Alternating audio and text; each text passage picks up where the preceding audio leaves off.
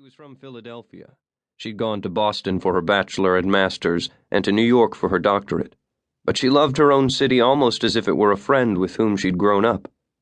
From the time she was little, she'd gaped at Independence Hall and marveled that she could stand in the same place where some of the greatest men in American history had stood. She surveyed the crowd and concluded that the two boys were indeed brothers, dragged along on a historical jaunt by their parents, the attractive couple a few feet back. Actually, my name is Allison Leigh, and the person I'm dressed to portray is Lucy Tarleton. And, she added teasingly, she's supposed to haunt the place, so I'd be careful if I were you. She took a step closer to the taller of the two brothers. She wants you to know your history. He grinned and struck a swaggering pose. I wouldn't mind meeting up with a hot ghost, he said. And I know all about her. Lucy Tarleton, that is. We went on a ghost tour last night.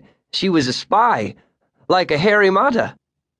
Mata Hari, his dad whispered, shaking his head in amusement, but setting a hand on the boy's shoulders. Sorry, he murmured to Allison. It's fine, Allison assured him. She turned back to the boy. Great, then you're in the know, she said gravely. You could meet up with Lucy today. Or maybe the ghost of Lord Brian Beast Bradley, who is said to have murdered several patriots in cold blood, among them Lucy Tarleton. Ghosts? Bring 'em on, the boy shouted. Todd, his father chastised. Keep it down. It's all right. Everyone loves historic ghost stories, Allison said.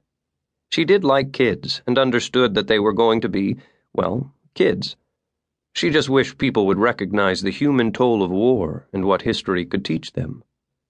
She stepped back to welcome her entire group of 15. Good evening, she said loudly, and welcome to the Tarleton Dandridge House, here in historic Philadelphia. Trees swayed gently in the breeze, and the air had taken on a sweet chill that might have been the promise of rain, or merely the slow descent from summer into fall. Dusk was coming, and with it a soft fog. They hadn't shortened their hours at the mansion yet, but the last tour was usually out while there was still a glimmer of light in the sky. Watching the sky and feeling the breeze, Allison Leigh thought she didn't mind the long days at all, even if she was tired tonight. Of course, a lot of what she did was by rote, and she could do it in her sleep, but she was fascinated by history and adored the old historic house where she worked as a guide when her teaching schedule allowed. Summers generally meant full-time guiding. She liked people, too, especially children and young adults, and valued the opportunity to show them where the fate of a nation had been decided and to discuss both the colonial era and the Revolution itself. On most busy days, the other three guides did their share of the tours. Annette Fanning, a good friend as well as a co-worker, had left early, scheduled for a root canal. Jason Lawrence was leading the tour group just ahead, dressed in the manner of the British dandy, Lord Bradley, who'd resided in the house when the Patriots had fled. Julian Mitchell, the fourth guide employed by the private non-profit corporation that owned the house, had disappeared around lunchtime. He was an effective guide, but he was also running around auditioning with his band and had a tendency to show up late or disappear early. With the last of the school-age crowd going through at the tail end of summer, his lack of responsibility was irritating, but this tour was it for the night. And then she'd be ready to close up and go home. They all liked Julian. He was just driving them crazy. Watch out.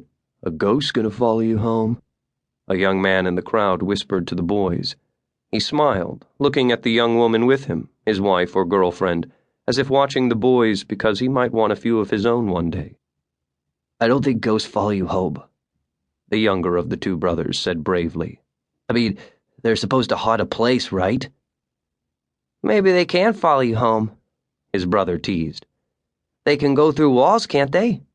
Stop it, the younger one said. His brother made chicken sounds. Allison clapped her hands to draw their attention back to the tour. The Tarleton Dandridge House is open to help you understand the Revolutionary War and the occupation of Philadelphia, not to send ghosts home with anyone, she announced. So, we'll start with a brief history, although I'm sure you know most of this. Philadelphia was the first capital of the United States, and the Declaration of Independence was written and signed here. But by that time, shots had been fired in Boston, and the British Navy was occupying Staten Island. What you may not realize is that the First Continental Congress worked here before they decided on independence.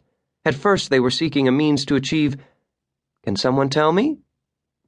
Oddly enough, it was her swaggering young beau, the older brother, who raised his